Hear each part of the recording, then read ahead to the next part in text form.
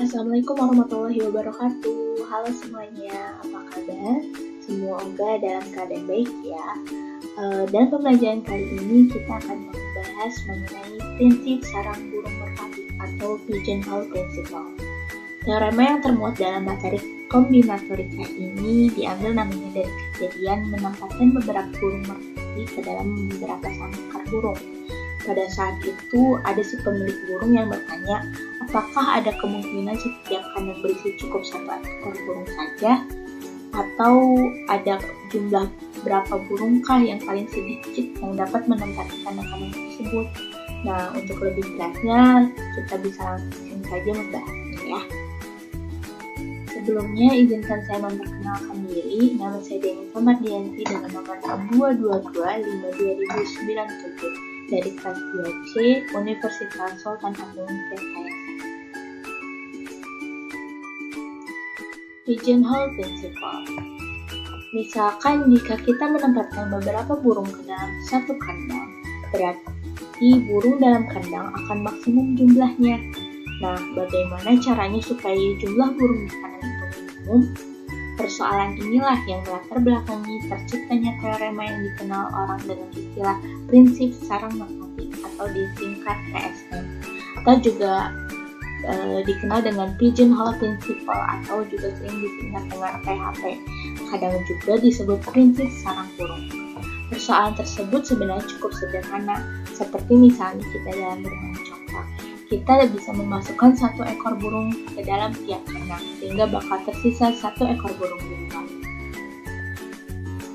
Catatan sejarah menunjukkan bahwa prinsip sarang merpati muncul pertama kali pada tahun 1624 dalam sebuah buku yang dikaitkan dengan Jean Le Racon tahun 1591 sampai 1670 yang merupakan seorang pendeta dan matematikawan berkebangsaan Prancis. Namun, sekarang teorema tersebut lebih umum dikenal sebagai prinsip Lacy-Dirichlet atau Dirichlet-Draper Principle atau Dirichlet-Brooks Principle. Setelah eksperimen teorema yang dilakukan oleh Peter Gustav Lejeune Dirichlet pada tahun 1805 sampai 1859 yang merupakan matematikawan berkebangsaan Jerman. Nah, meskipun demikian, dunia tetap sepakat bahwa penemu prinsip sarang merpati adalah Jean Le Racon. Seperti dalam ilustrasi yang ada ini, misalkan kita mempunyai 3 ekor burung merpati dan 2 sarang burung merpati. Kemungkinan bagaimana burung merpati menempati sarang-sarangnya adalah sebagai berikut. Kita misalkan ini merupakan sarang yang pertama, lalu ini sarang yang kedua. Nah, kemungkinan pertama yang ini bisa misalkan kita memasukkan 3 ekor burung merpati di dalam sarang pertama, lalu sarang keduanya otomatis kosong. Nah, kemungkinan kedua kita bisa memasukkan 1 ekor burung merpati pada sarang yang pertama dan 2 ekor burung merpati pada sarang yang kedua. Lalu di kemungkinan yang ketiga, kita bisa mengkosongkan sarang yang pertama, lalu kita memasukkan seluruh 3 ekor burung merpati pada sarang yang kedua. Dan yang kemungkinan keempat, kita bisa memasukkan 2 ekor burung merpati pada sarang yang pertama dan 1 ekor burung merpati pada sarang yang kedua. Nah, keempat kejadian pada peristiwa atau ilustrasi di atas menunjukkan bahwa di setiap peristiwa selalu ada 1 sangkar burung atau lebih yang ditempati beberapa burung merpati. Nah, pada ilustrasi yang lebih lanjut, kita misalkan kita punya 10 ekor burung merpati yang menempati 8 sarang. Berapa kejadian burung merpati menempati sarang-sarang tersebut adalah sebagai berikut. Misalkan pada sarang yang pertama, kita memasukkan 2 ekor burung merpati.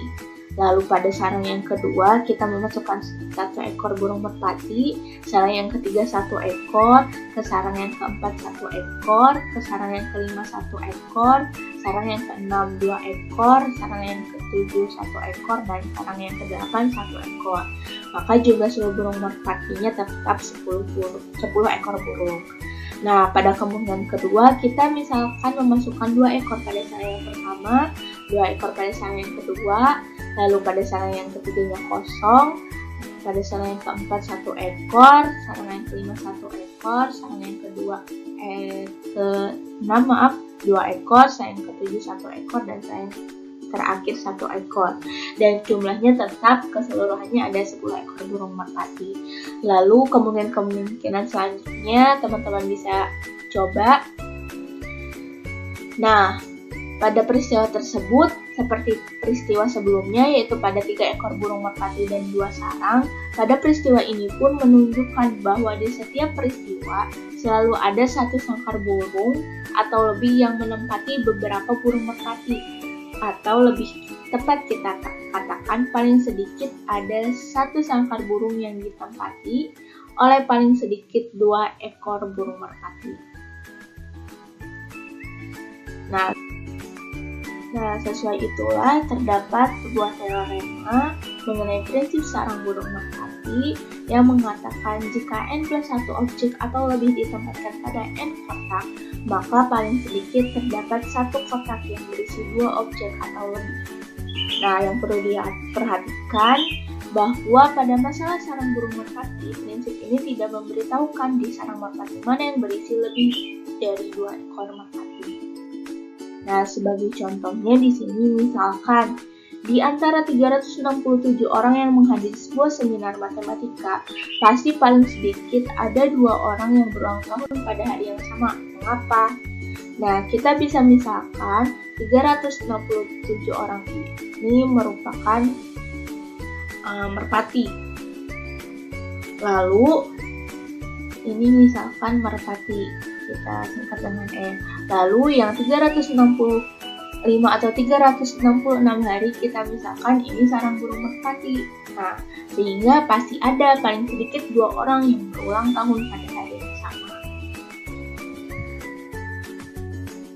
Nah, contoh selanjutnya misalkan di antara 11 angka yang ditulis pasti ada paling sedikit 1 angka yang berulang. Jelaskan. Karena hanya terdapat 10 angka yang digunakan dalam penulisan, yaitu angka 0 sampai dengan 9. Oleh sebab itu, pasti paling sedikit 1 angka yang berulang. Nah, misalkan saja kita tulis 11 angkanya, angka 1 sampai angka 11.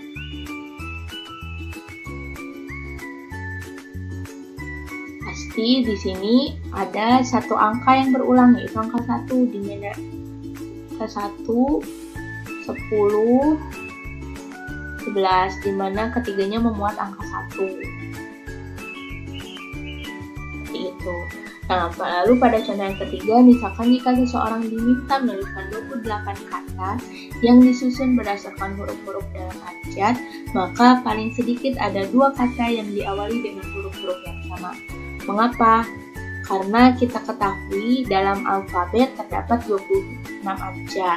Maka jika seseorang menulis 28 kata yang disusun berdasarkan huruf-huruf dalam abjad, pasti ada paling sedikit 2 kata yang diawali huruf yang sama.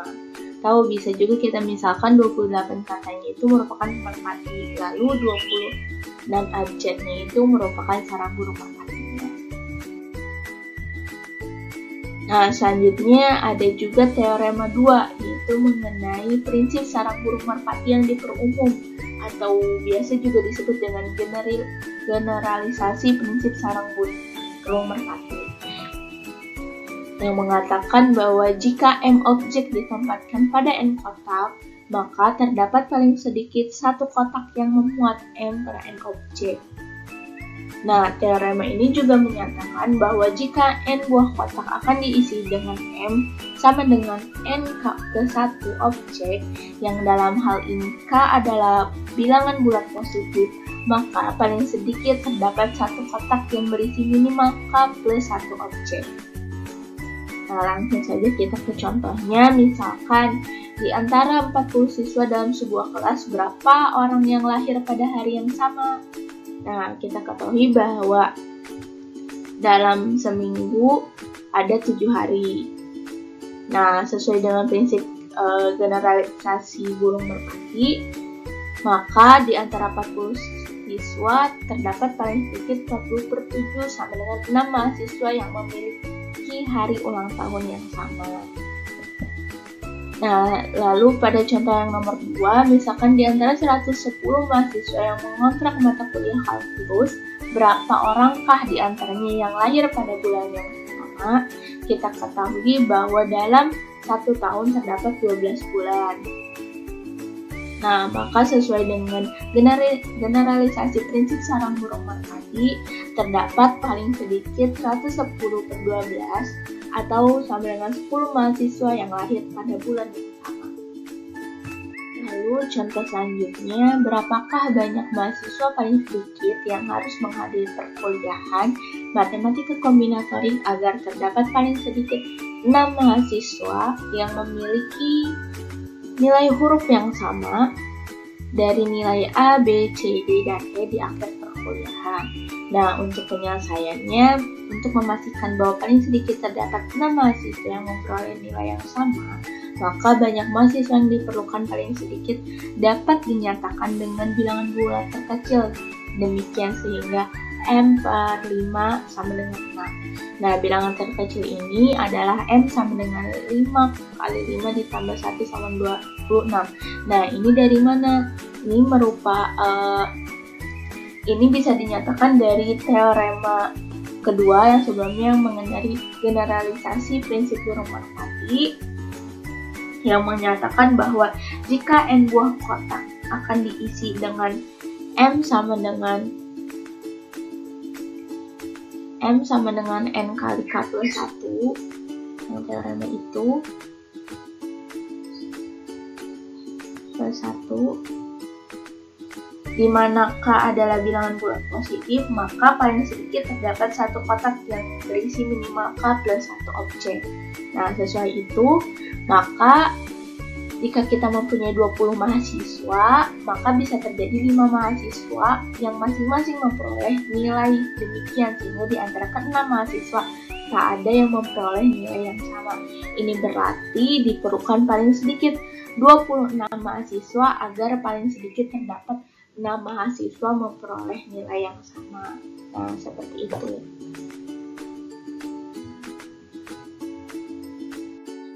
Nah, itu tadi pembahasan mengenai prinsip sarang burung merpati atau pigeonhole principle. Terima kasih untuk teman-teman semua dan mohon maaf apabila ada kekurangan dalam penyampaian materi. Sampai jumpa di pembahasan materi selanjutnya. Wassalamualaikum warahmatullahi wabarakatuh.